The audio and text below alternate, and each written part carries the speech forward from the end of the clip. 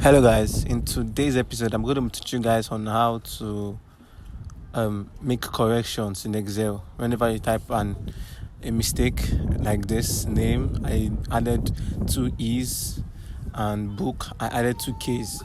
So I'm going to be teaching you guys how it would autocorrect by itself. So as you can see, I am making these errors, but it is not making any corrections for me. So you can face things like this whenever we are typing on Excel. I'm going to teach you guys how to fix it. So you want to press Alt F11. Once you press it, this command bar will appear. Please make sure it is on worksheet. Please change it to worksheet. Once you change it to worksheet, input this command columns.check spelling. Once that is done, you hit your enter and you go back. So automatically, whenever you type anything here, it automatically brings a correction, more like a dictionary correction for you.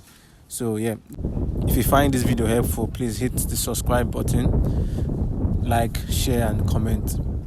See you on the next one.